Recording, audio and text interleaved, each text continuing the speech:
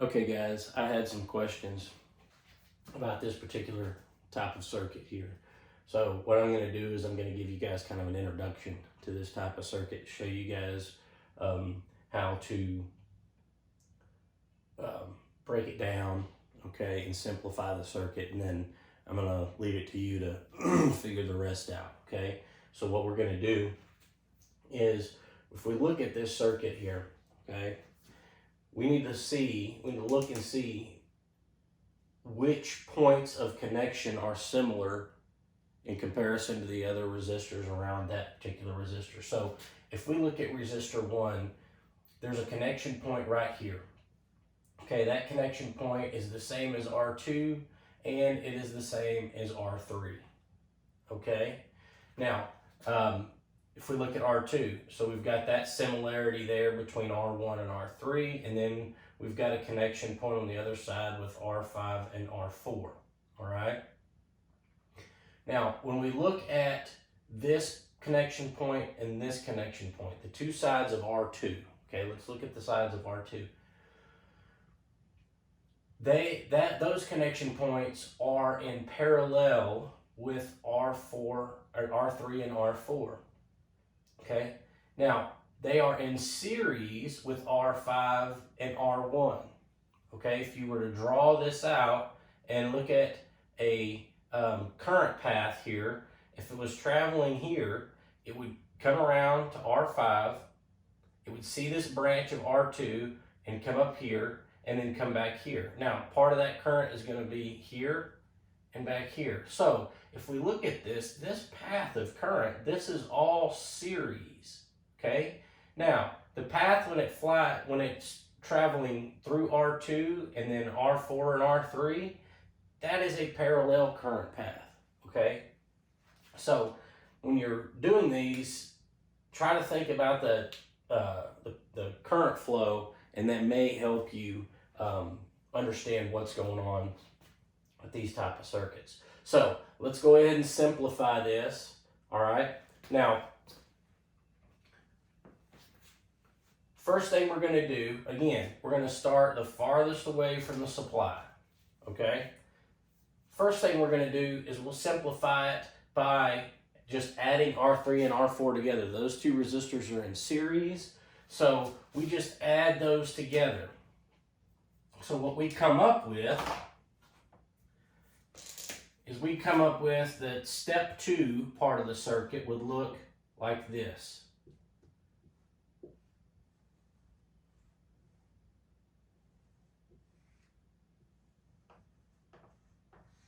So we've got R1, R2, and R5 here. Then you'll have this simplified resistance over there on that branch, which is going to be R3 plus R4. Okay, there's our first step to simplifying this circuit. Now, the next step is going to be this R3, R4 combination in parallel with R2.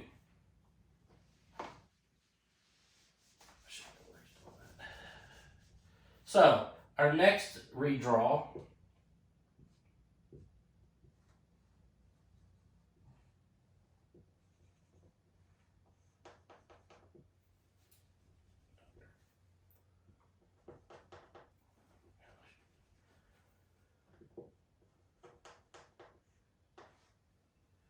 we've got R1, okay, and how we're going to write this is R2 in parallel with R3 plus R4. Okay? So we've taken that simplified resistance of R3 plus R4 and we've put it in parallel with R2. Okay? So you're going to take this simplified resistance and have 1 over, and then R2, 1 over, and then 1 over RT, and then that's how you'll do that calculation for that. Then, beyond this point, all you're going to be doing is series resistance. Okay, once you get this simplified resistance of this resistor pack, if you will have just a 3 resistor series circuit. Okay, and then so to break this down further, okay, so we can just kind of jump to the step of just having a single resistor here. So this is going to kind of look convoluted here, but we're going to have R1 plus R2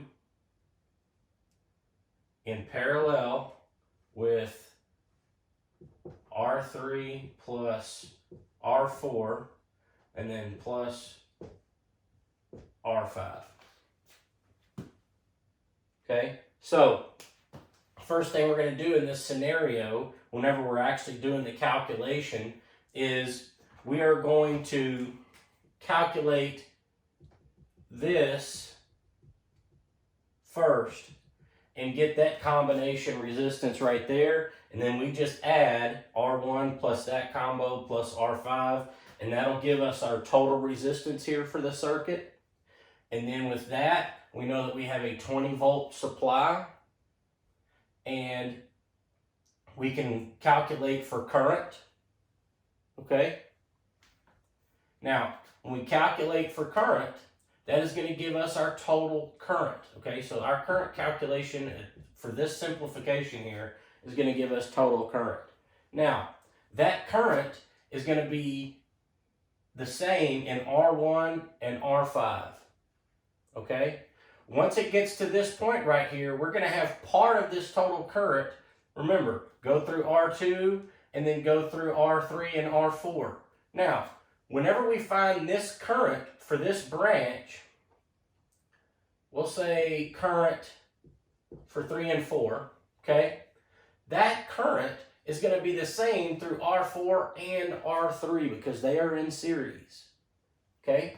But the current for this branch and the current for this branch will add up to be that total current right there. Now, voltages, we're going to have a specific voltage drop for R1, for R5. Now, remember, whatever voltage we figure out for, here, let me redraw this.